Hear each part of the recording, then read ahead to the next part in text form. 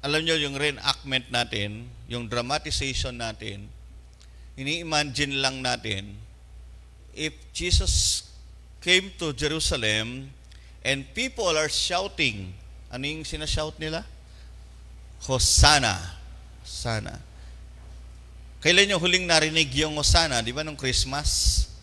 Hosanna in the highest. Yan. So, kaya purple.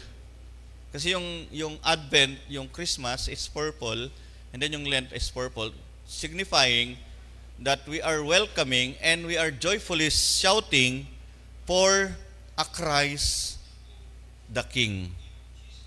Siya po yung Panginoon, na hari ng mga hari at Panginoon ng mga Panginoon.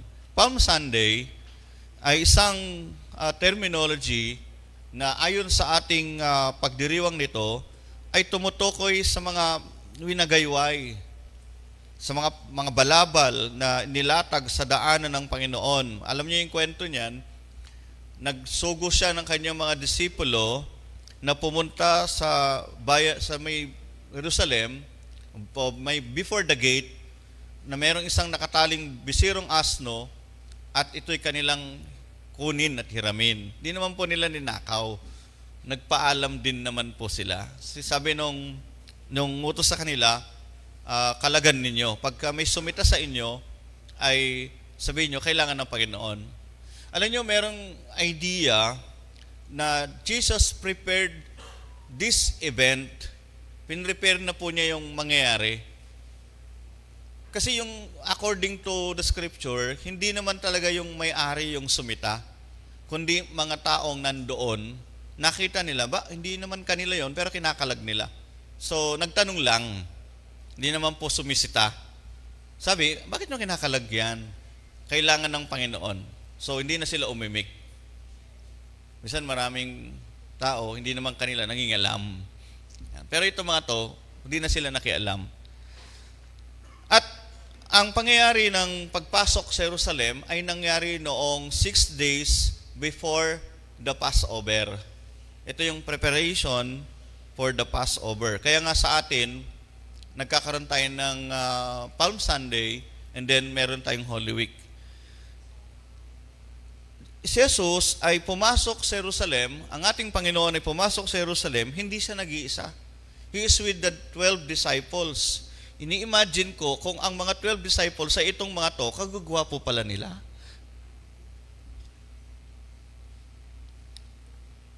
At yung mga kasama din nila, hindi lang 12 disciples. May kasama din po silang mga kababaihan, mga forever mayap at mga WSCS na na handang magsilbi, sumunod sa Panginoon. Alam nyo, Women's Month ngayon, kaya tayo ay nagpapasalamat sa mga kababaihan sa Bible na hindi man sila nabanggit lahat ang pangalan, ay naging bahagi po sila ng first group of disciples of Jesus. Hindi man sila yung 12, but they belong doon sa tinatawag nating group of Jesus during that time.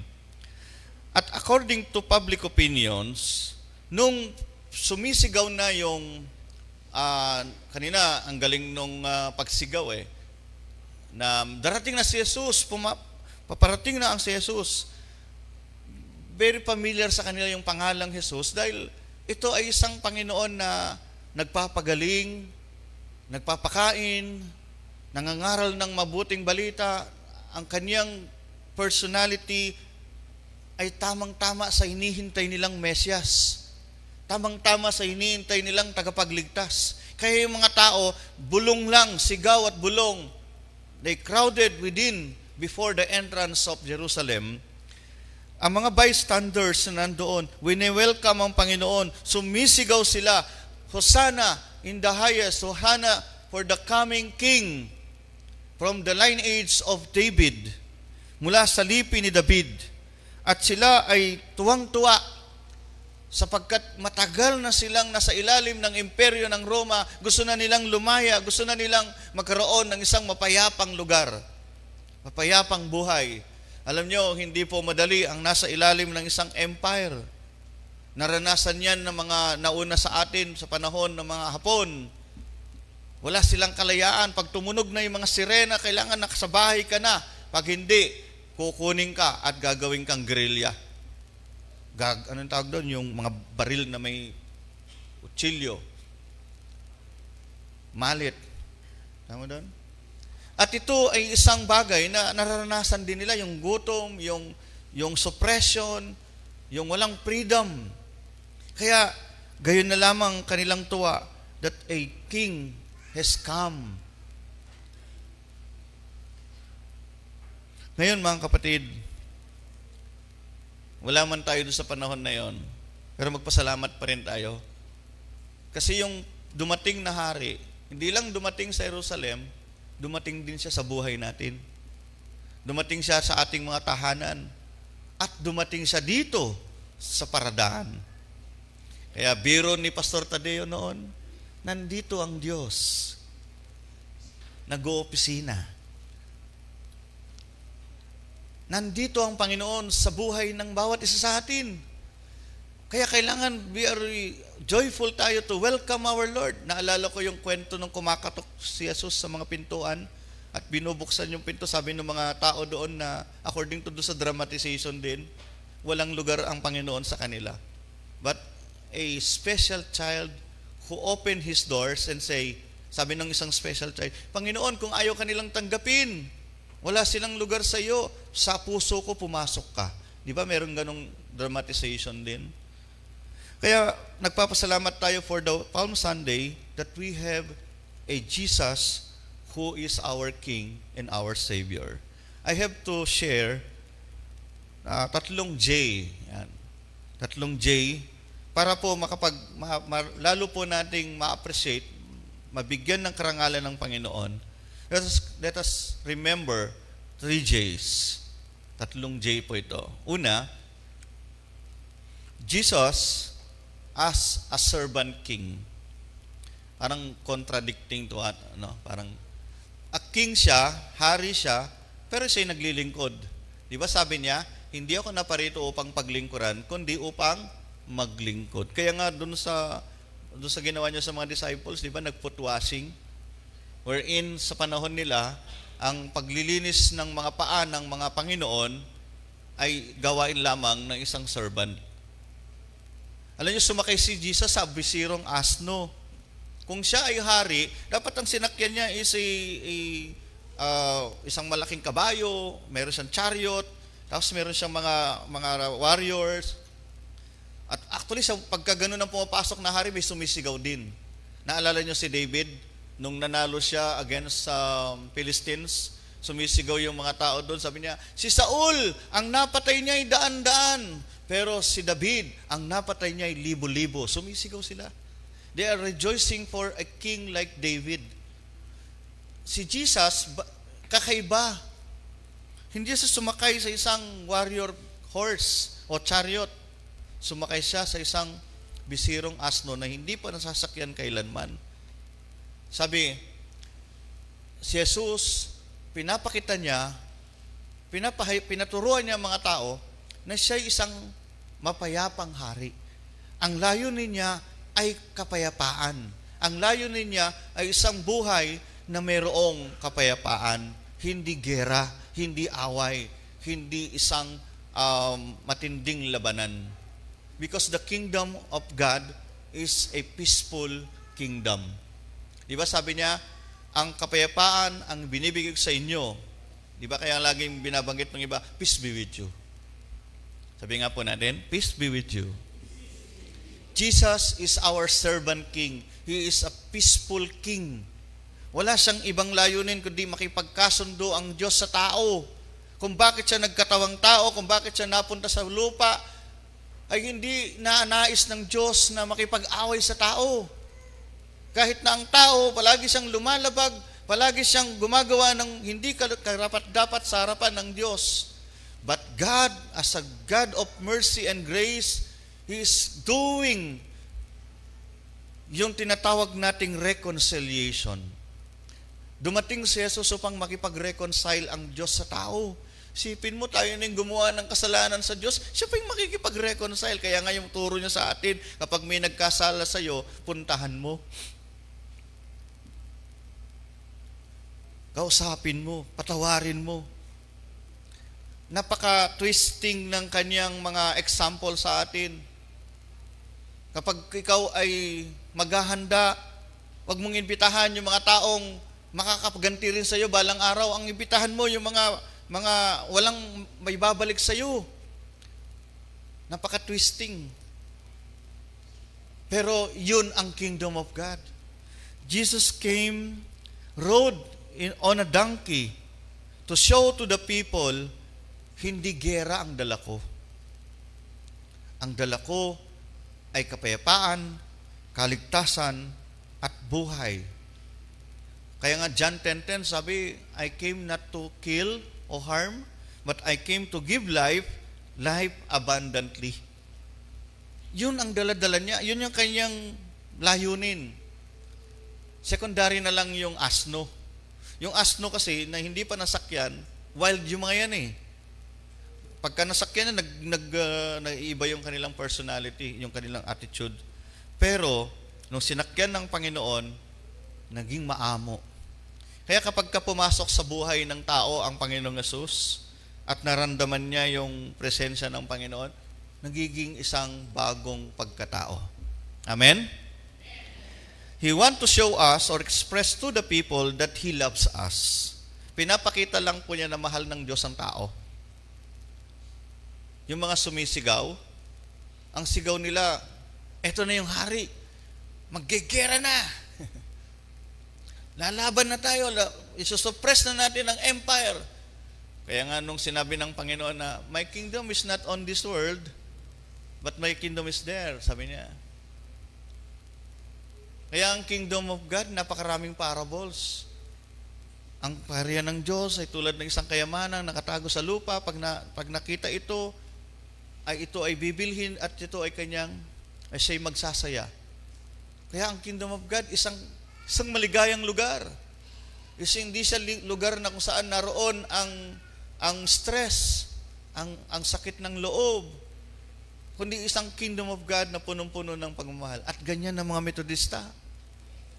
Kahit na marami tayong differences, kahit ayaw mo yung ugali ng kapwa mo, kahit hindi ka natutuwa sa mga ginagawa nila sa'yo, nananatili kang peaceful, nananatili kang nagmamahal sa kapwa.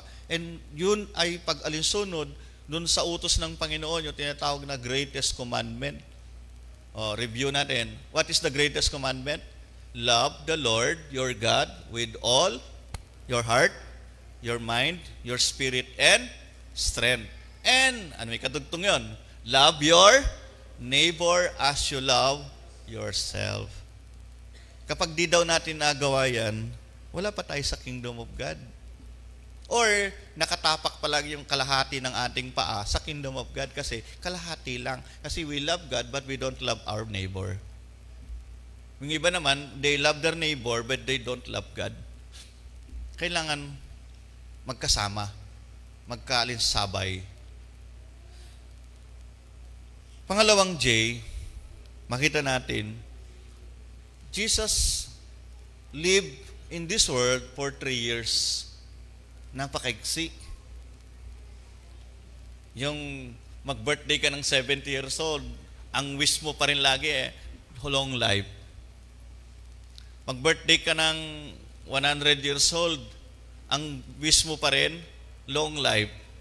But Jesus lived only 3 years. How can you wish now for long life? Napaka-iksi.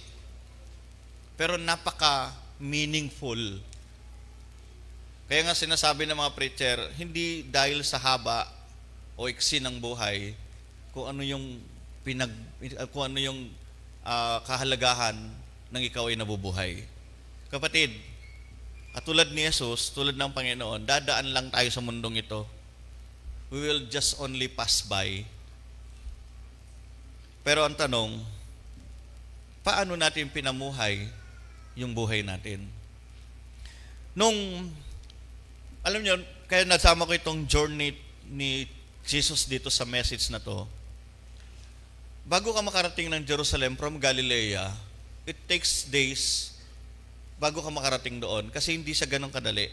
Dadaan ka ng Jordan River.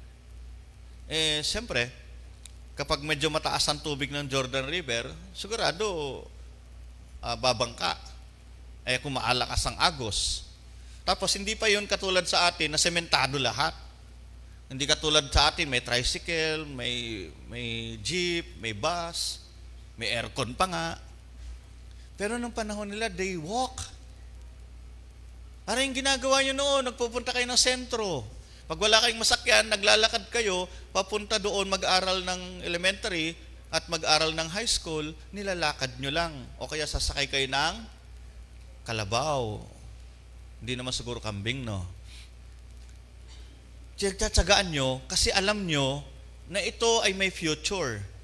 Si Jesus, nung pumunta siya sa Jerusalem, nung pumunta ang mga disciples sa Jerusalem, hindi po ganun kabilis. Ilang araw before that. Pero habang tumutuntong siya papunta sa Jerusalem, gumagawa siya ng ministry.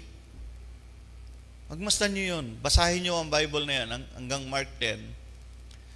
Nagpapagaling siya. Meron pa siyang panahon na siya ay nagpagaling ng mga lumpo.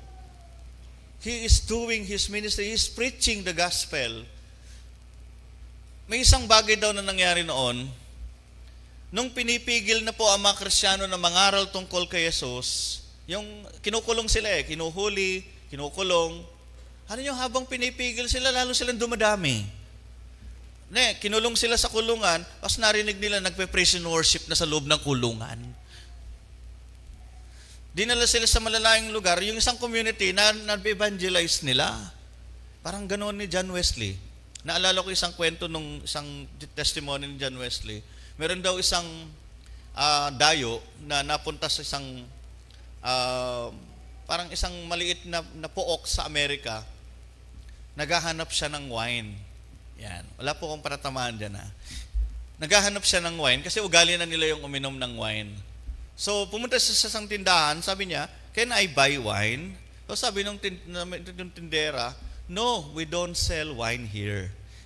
Nagtaka siya, wala. Pumunta siya sa palang tindahan, "Can I buy wine?"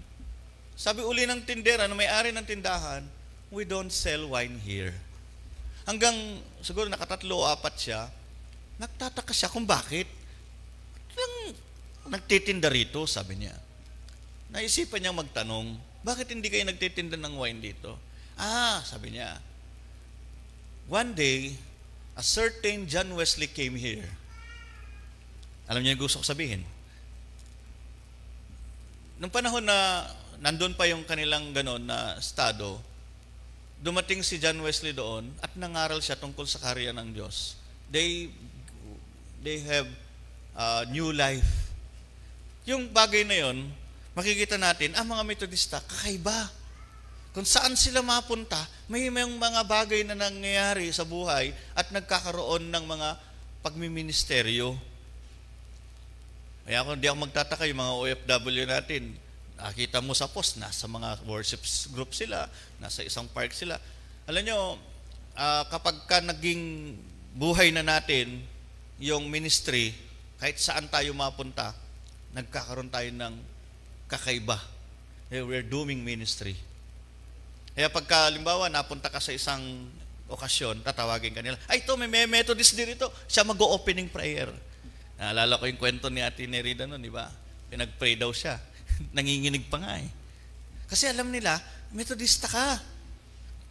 Noong panahon na pasukan ng mga protestante ang Amerika, huling-huli po, sabi, ito, narinig ko to kay Bishop Rubinel. Narinig ko sa sermon niya sa Pampak, nung nag-sermon siya, sabi niya, pinakahuling dumating daw sa Amerika ng mga protestante, Methodist. Nagsugod daw di John Wesley doon, ang bilin niya, "Offer Christ to them." Offer Christ to them. Sabi niya.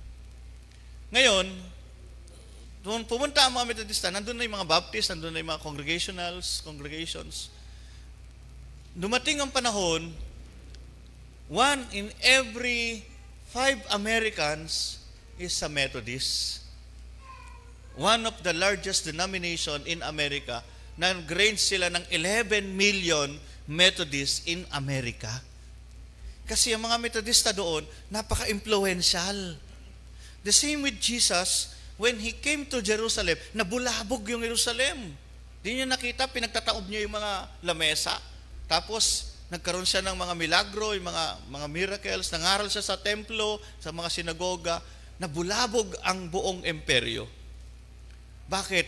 Merong isang Jesus na kinakilala ng mga tao, nagkaroon sila ng pag-asa, nagkaroon sila ng buhay.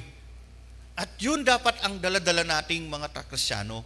Na kapag ang isang church ay nasa isang community, nagkakaroon ng buhay, nagkakaroon ng pag-asa, nagkakaroon ng kaligtasan sa buong komunidad.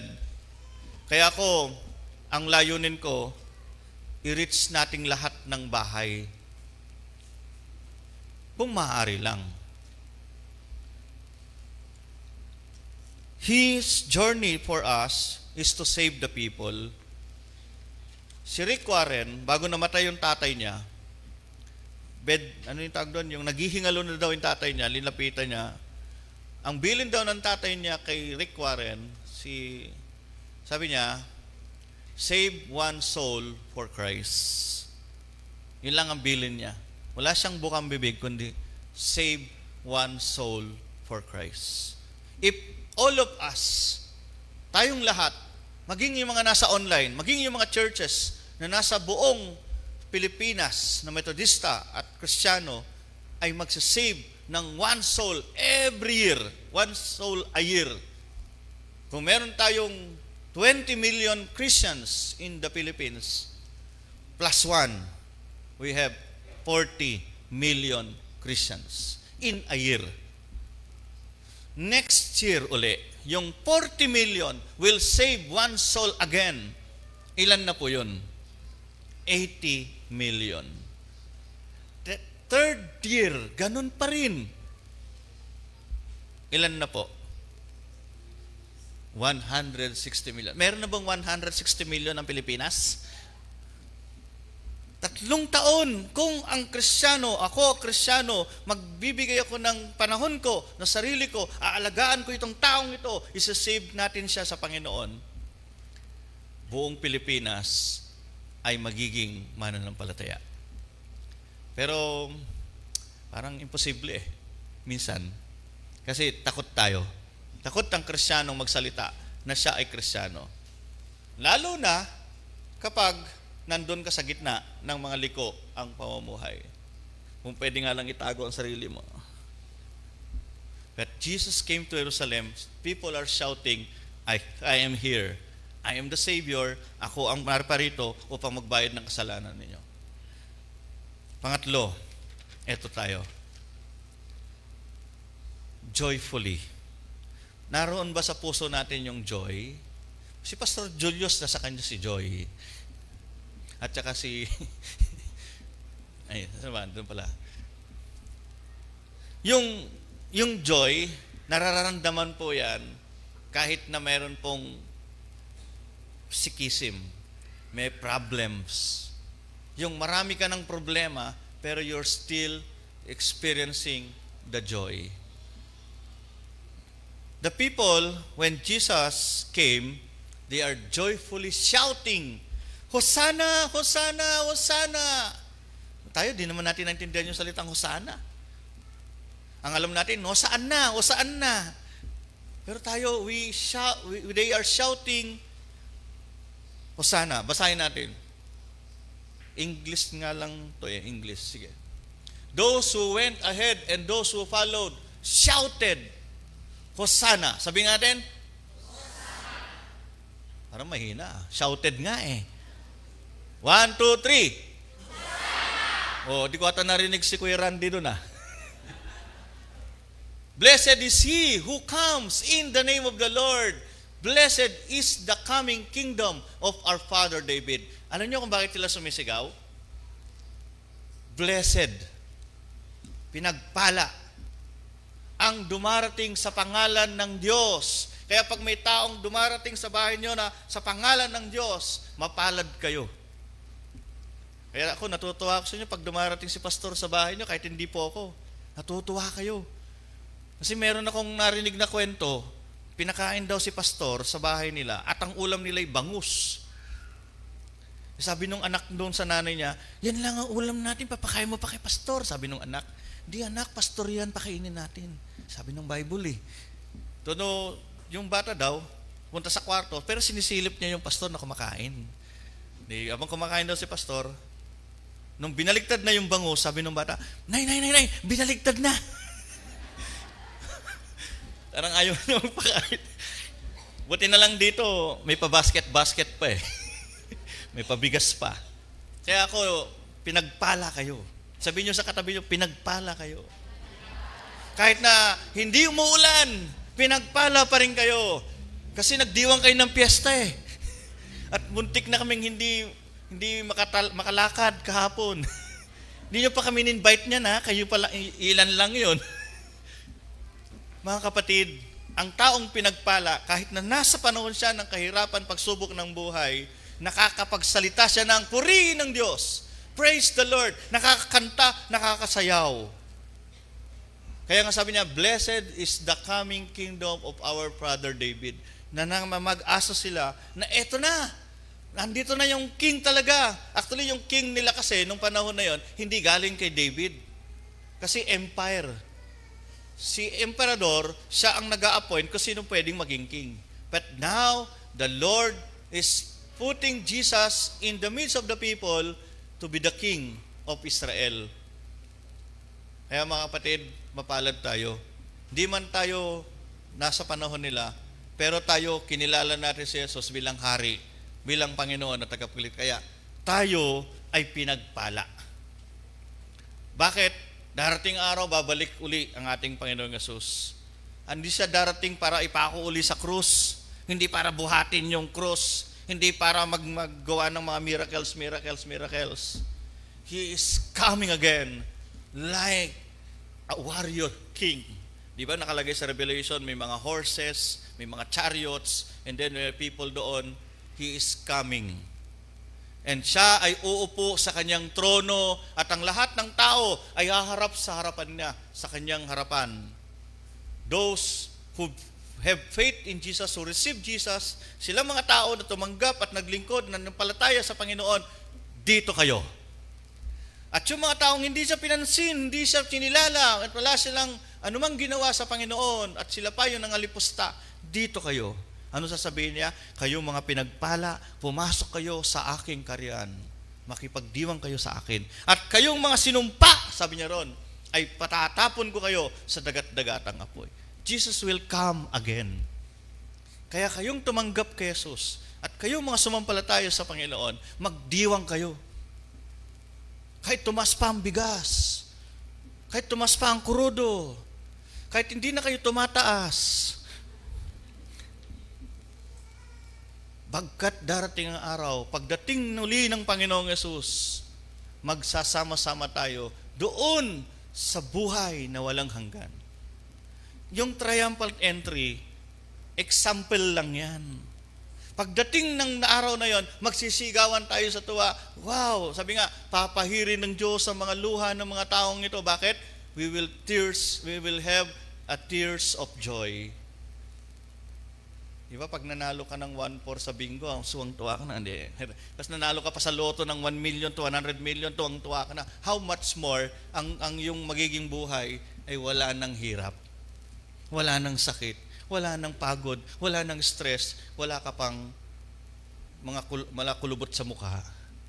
You will experience peaceful, joyful, and eternal life with the Lord. Kaya kapatid, ang pagdiriwang po ng Palm Sunday ay pagbibigay ng patuloy na pananampalataya at pagsunod sa Panginoon, sapagkat alam natin na tayo ay kanyang mga bibigyan ng buhay na walang hanggan. Kaya magdiwang tayo, magsaya tayo, hindi dahil sa anumang bagay na meron tayo, kundi meron tayong Panginoon sa buhay, sa ating bahay, sa ating komunidad, sa ating mga workplace. Tandaan nyo tong scripture na to. This is my memory verse. Acts 4:12. Abisado? Kay Jesucristo lamang matatagpuan ang kaligtasan, sapagkat sa silong ng langit, ang kanyang pangalan lamang ang ibinigay ng Diyos sa ikaliligtas ng tao. Only Jesus. Kaya paglabas nyo ng kapilyang ito mamaya, sasabihin nyo sa sarili nyo, mapalad ako sapagkat kasama ko si Jesus. I am with Jesus. Kasi na-trigger ako doon sa message ni Bishop Robinel doon sa Pampak. Sabi niya, maraming nagsisimba pero hindi Kristiyano. Narinig niyo yan? Napanood niyo? Sabi ko, maraming Kristiyano ay nagsisimba pero hindi Kristiyano. Pinakinggan ko siya mabuti. Kaya pala, wala si Jesus sa buhay nila. Kahit magsimba ka na magsimba hanggang 100 years, kung wala pa rin si Kristo sa buhay mo, hindi mo pa siya tinanggap, hindi ka pa nagsuko ng buhay mo, you are not Christian.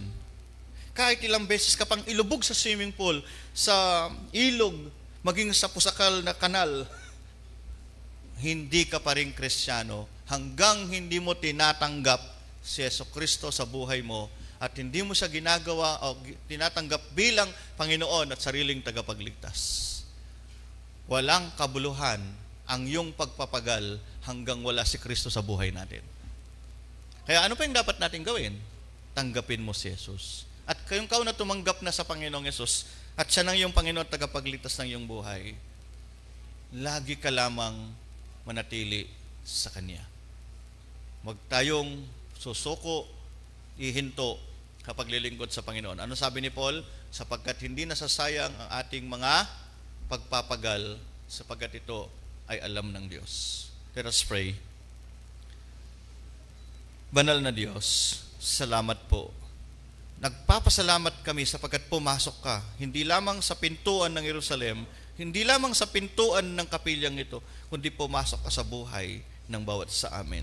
Salamat po sapagkat mula noong merong mga nakatatanda, may isang manggagawa na itaglagay ng isang pananambahan at paglilingkod sa lugar na ito, kumalat ang impluwensya ng kaharian mo, O Diyos. Gusto po naming ihilingin ngayon, Panginoon, dagdagan pa po yung mga maliligtas. Hindi lamang sa Paradaan, kundi sa buong San Juan de Mata, maging sa Samberga, maging sa buong panig ng Tarlac, at maging sa buong Pilipinas.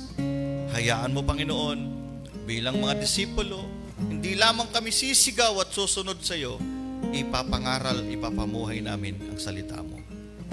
Bless us, O Lord, and come into our life. And we want to serve you, Lord. Thank you for calling us. Thank you, Lord. This is our prayer. In Jesus' name, amen.